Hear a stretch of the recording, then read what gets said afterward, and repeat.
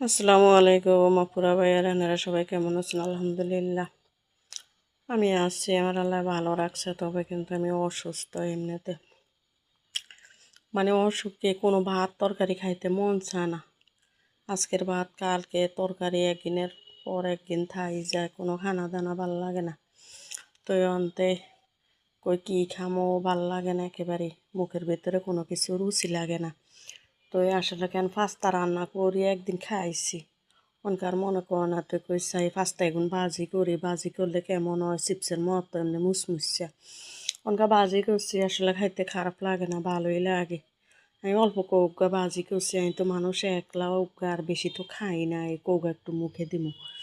আর একটু রং চা বানাইছি, বৃষ্টি জ্বর তুফান কি অবস্থা, কোনো দিকে যে একটু বাইরুমে একটু হাঁটা চলার মতনও ব্যবস্থা নেই। একবারে সব অন্ধকার হইয়া টেপ টেপ বৃষ্টি আর বৃষ্টি।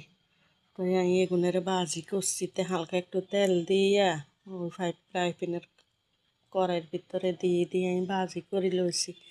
এই ফাঁকে দিয়ে এবারে রং চা করতে জাল দিছি, জাল দিয়ে তো এসে এসে রং চা একটু খামো, মাথা ব্যথা করে। তো এই রং চা এটারে লইছি আর এই পাঁচটা এগুন লইছি, কই চাই একটু বড় আনিস খাই। তো এই আর বিকালবেলা আর কি অনকা দিনের তো 4টা 4:30 বাজে গেছে। তো ঠিক আছে আপুরা ভাইয়া রানেরা সবাই ভালো থাকিয়েন। আসলে আমার চ্যানেলটা নতুন, আমারে সবাই একটু সাপোর্ট টাপোর্ট করবেন। আমি অসুস্থ একজন মানুষ, বুঝছেন।